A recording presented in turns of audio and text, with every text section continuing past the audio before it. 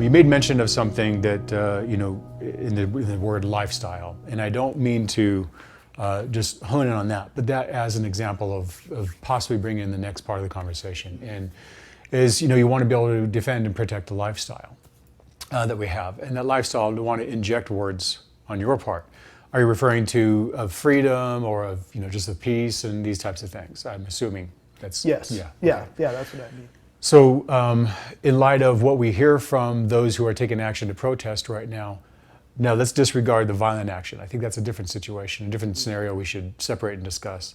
But those who are taking action and protesting, part of their argument is, we don't have the same lifestyle. Whether that be through community or family or all of these contributors that change one person's lifestyle from being like another's. Their argument is, we don't have that, we're not experiencing the same lifestyle that you're able to express you have.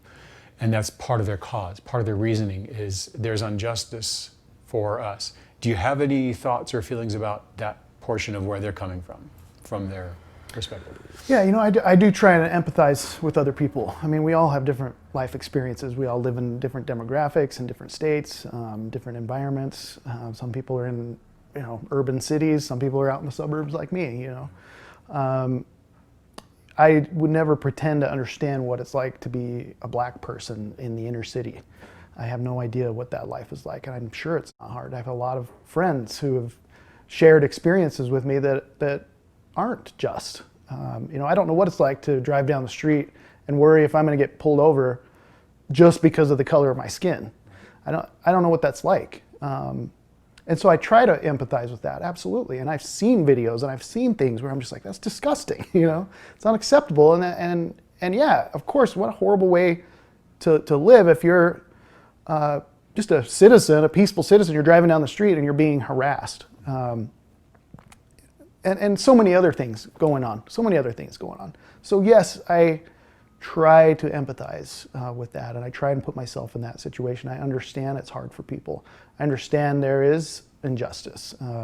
I know this isn't a perfect place to live. I know the police department is not perfect. But for me, reacting through violence is not the answer. And that is what we're seeing. And we're seeing it a lot. We're seeing a lot more, and it's getting worse, and it's getting more persistent. I do believe there are ways to create reform peacefully. Protesting, I don't really understand protesting personally. I would never go to a protest as a protester myself. I don't understand exactly what that accomplishes, except for, they just want to be heard, I think. They want people to understand their feelings and where they're coming from, and rally people and get people together and speak. I get that. But reform comes through legislation.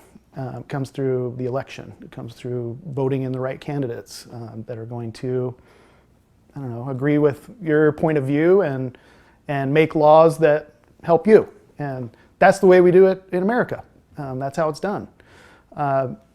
So that, to me, is a more effective approach. Be heard. Definitely protest. That's your right. Everyone's right to go down and peacefully protest. Love it. All for it, and no problem with it, even though I don't agree with a lot of the stuff I'm hearing out there as far as protest. I don't agree with it. Doesn't matter. It's their right. So do it peacefully. It's great. Fantastic. And there's a lot of that going on here in Utah, and we're not down there hanging out, threatening them or trying to dissuade anybody from protesting. It's just the violence. That's the only thing that is just, no matter what your background, no matter how you were brought up, no matter what happened to your brother who got killed by a cop, it doesn't matter. Responding with violence is wrong. It's unacceptable. The citizens of Utah aren't going to sit here and put up with it, period. And I hope that our lawmakers don't put up with it. And we're going to try and encourage them to make laws and enable the law enforcement to do their job, protect our communities from violence. So that's all it is to me. It just comes down to the violence part of it, and the anarchy and the chaos, and we don't like the cops, so fuck the cops. We want to burn the cops down. We want to burn their buildings down. We want to actually assassinate cops sitting in their cars. Happened 2 days ago in LA. That's wrong. I was so upset with the LA shooting because first of all, you got a guy, okay, he's a murderer, wants to murder cops, tough guy, gangster, whatever. Shoot a couple cops, well, then the cops get rushed down to the hospital, and now you've got this Black Lives Matter group down at the hospital trying to block the entrances, trying to block help from getting in to assist, and you got people out on the streets saying, I hope those fucking cops die. That's not acceptable to me. To me, that's pure evil, is what that is. There's nothing productive about that. There's nothing productive. That does not going to accomplish anything except bad stuff. And why wouldn't that happen right here in Provo tomorrow? If it did, we'd be down there. My group would be down there because it's just not acceptable. I don't get it. I understand that people have different lives.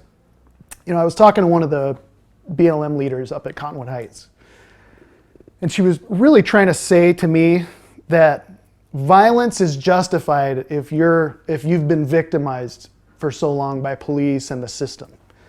And that is completely false. It's a terrible way to look at things. Violence is never justified. And it's completely unacceptable as far as I'm concerned. I'm not going to sit here and let it happen. Don't care about anything else. I really don't. Don't care about the protests. Do your thing. Make your change. Let's do it the right way. Just stay peaceful.